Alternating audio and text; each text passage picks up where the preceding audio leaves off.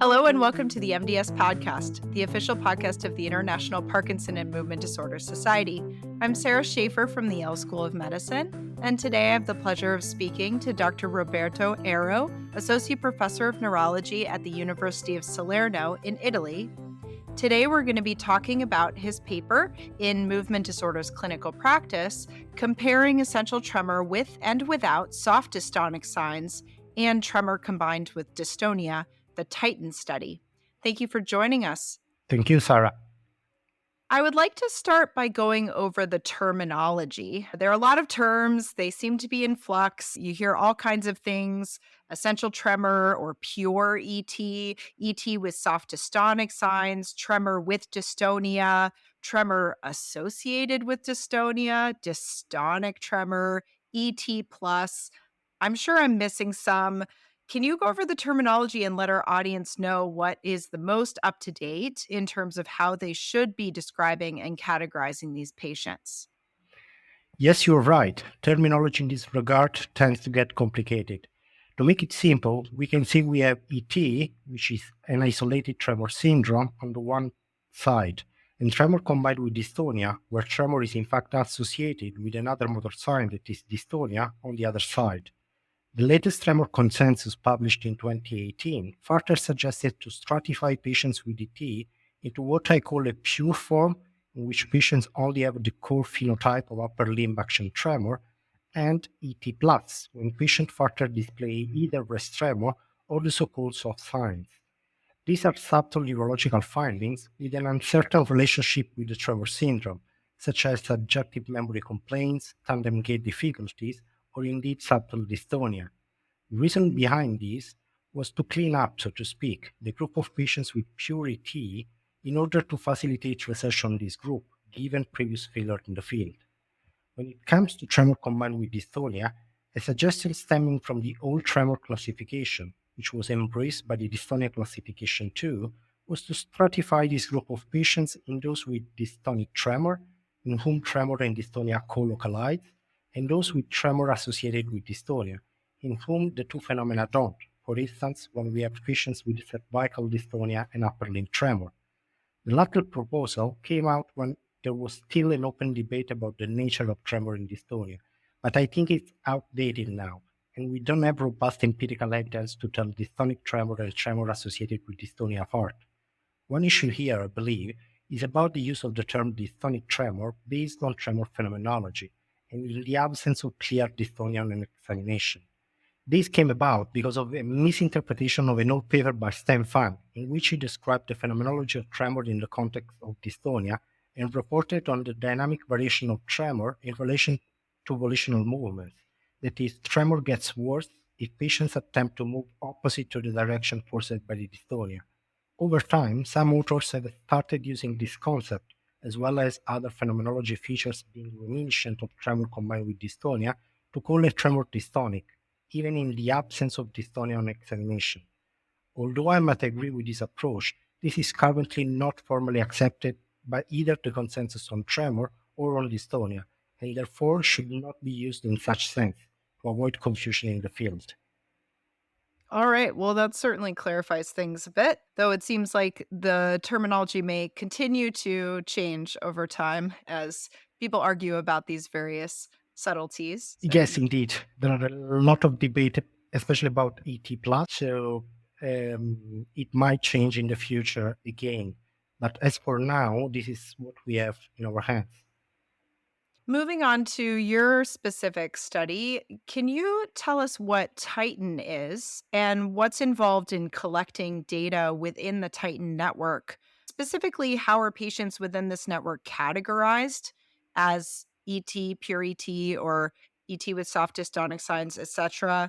Is it by clinical documentation? Are they videotaped? Are there multiple reviewers or just one expert reviewer? ET is a bit of an umbrella in clinical practice, with different neurologists and even movement disorder specialists noting various degrees of dystonia or just lumping it all into ET. Personally, I've seen in video rounds movement physicians argue over whether a little bit of thumb depression, for example, counts as dystonia or not. So, how were these patients that you used for your study categorized? So the Italian Tremor Network is a multi-center data collection platform, the aim of which is to prospectively assess the phenomenology and natural history of different tremor syndromes, but Parkinson's disease-related tremor, and to serve as a basis for future etiological, pathophysiological, and therapeutic research. Patients are classified according to current diagnostic criteria, which might be seen as a bias that is inherent to any tremor research in the absence of diagnostic biomarker. The core protocol does not require multiple raters to confirm the diagnosis, but we are also collecting video documentation of these patients so that in the future we can test the reliability of the clinical diagnosis. Disagreement between experts about clinical diagnosis in the field of tremor is a well-known phenomenon, which partly depends on the expertise of the rater. The inclusion of multiple centers with different expertise, namely on essential tremor or on dystonia, might in a sense mitigate the overdiagnosis of either tremor syndrome. What has to be considered dystonia is indeed one of the issues in the field, and that's why I think we need longitudinal evaluations of these patients to see whether they go on to develop over dystonia or not. This is one of the aims of the title. And what did your group do with the Titan data? As I mentioned, the new tremor classification introduced a stratification in the group of ET into pure and plus forms. Taken as a whole, the ET plus category might be a gray box in which we lump different sorts of patients. Conversely, there is preliminary evidence that ET plus of dystonic signs might be more similar on imaging to tremor combined with dystonia rather than with ET. The aim of this study was therefore to seek for similarities and differences between ET plus of dystonic signs, thus excluding ET plus with other signs, and both pure ET and tremor combined with dystonia. And what did you find? I think the main findings looking at the group of ET plus soft dystonic signs were a number of commonalities with group of tremor combined with dystonia, including the tendency for tremor in the soft dystonic signs to co-localize, which might support their dystonic nature. However, we also found some similarities with group of pure ET, indicated that in a number of cases, what we deem to be soft dystonic signs might be physiological deviations from normality. This suggests that there is heterogeneity even within this group, and therefore we have to delve into this variability with the use of non-clinical markers. A lot of the findings in the paper I found to be not very surprising, including that upper extremity predominant onset was found more in essential tremor versus midline symptoms in tremor combined with dystonia, and that task specificity and presence of sensory tricks was higher in the tremor combined with dystonia group, as one might expect. Were there surprises for you? Well, when I first started looking at the data, I tried hard not to have any prejudice, and I remember vividly a strong debate between experts at one conference about the value of research performed before the new classification on tremor was released. What I mean is that the new tremor classification has revised the nosology of tremor syndromes, particularly of ET, so that previously collected information had to be tested again on the new tremor categories. As such, to me, it was not really a surprise that ET, as currently defined, had the lowest response to alcohol. This concept of alcohol responsiveness in ET came from old research comparing ET with PD-related tremor, and we know that in PD, tremor is not responsive to alcohol, so the implication was made that ET is alcohol responsive as opposed to PD. However, in those days, there wasn't much awareness about tremor combined with dystonia, and this feature of alcohol responsiveness has been demonstrated to be inconsistent, and in fact is not anymore considered a supportive criterion for the diagnosis of ET. I think the teaching point here is that within each tremor syndrome there might be variability, and if we take alcohol responsiveness as a crucial pathophysiological mechanism, and regardless of the phenotypic label, we might exploit it for testing some drugs, like long-chain alcohol molecules or sodium oxybate, in an umbrella type of clinical trial, where you include tremor patients not based on their diagnosis, but on this feature of alcohol responsiveness.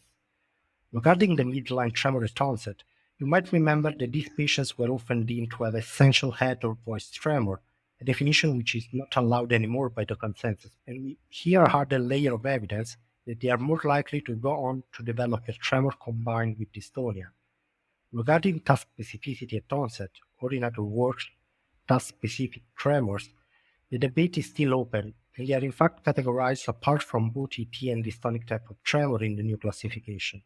We have shown here that these patients may lose their task specificity over time, but do not necessarily progress to develop overt dystonia.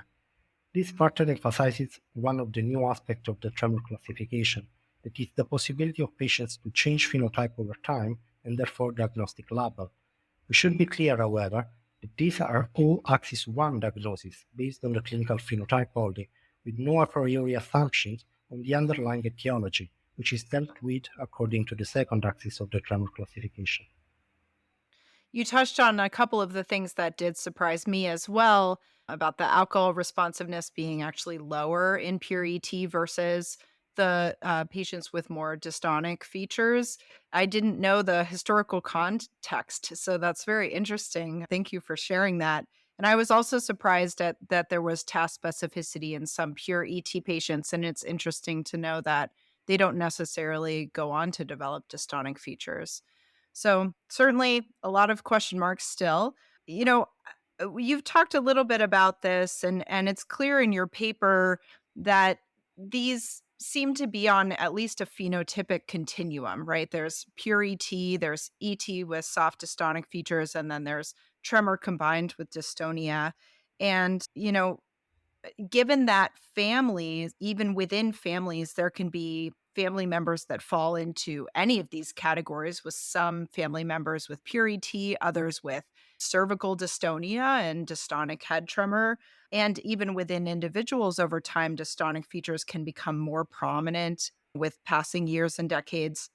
And in your results, you found that ET with and tremor with dystonia are more disparate with tremor with soft dystonic features in between in a lot of ways. So you call for the need for biomarkers to help distinguish between these entities.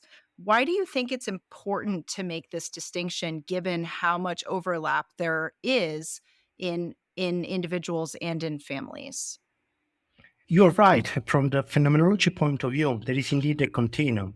If you think of Parkinson's disease as a reference, you have patients with prominent tremor, which overshadows other motor features on the one side, and patients with no tremor whatsoever on the other end of the spectrum.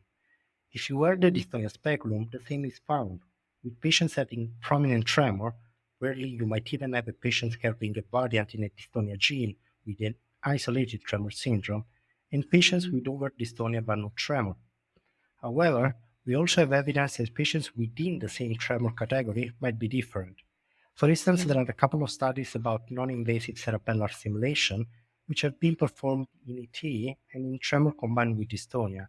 And what was shown is that in both groups, there were both responders and non-responders, hinting at different pathophysiological mechanisms. Of note, some phenomenological features like jerkiness of tremor, irregularities in both space and time domain were predictive of the lack of response. Since these features are not reliably collected by the naked eye, I think that the use of biomarkers, for instance advanced neurophysiology, perhaps applying machine learning techniques, can help us dissecting from a mechanistic perspective where the tremor is coming from, which might have important therapeutic implications. And this already applies to DBS or ultrasound targeting. So I wouldn't necessarily split or lump this syndrome necessarily. I think we have to get used to the clinical variability of tremor syndromes and phenotype these patients. Yeah, I was going to ask you if you were a lumper or a splitter. You're sounding a little bit like a splitter in your answer, but I do understand that it's a false dichotomy. So I guess you're somewhere in between. It's all right. Yeah, sometimes you need to lump together these patients. It depends on the research question, I think. In your view, what are the next steps? Does your group have anything further underway or planned? Well, as I said, the Titan is a research platform designed to collect a wide range of data, encompassing both clinical and non-clinical information, including biological samples, for instance. It aims to create a large cohort of patients which are characterized at the best possible way today for future research. Just to mention a couple of ideas, We are particularly interested in the evolution of AT plus patients, especially those having features suggesting an aging-related syndrome. Moreover, we are trying to see whether applying computer vision type of techniques on the collected videos might turn useful for deep phenotyping of these patients. But there is a lot to come, so stay tuned. Thank you for talking with us today about your paper and sharing your thoughts. And Thank you. perhaps we will see you at the Movement Disorder Society meeting. Yeah, absolutely. With same feeling. The views and opinions expressed by the participants in this podcast do not necessarily reflect those of the International Parkinson and Movement Disorder Society or their affiliated journals, Movement Disorders and Movement Disorders Clinical Practice. Any disclosures of the participants can be found within the episode description located on the MDS website.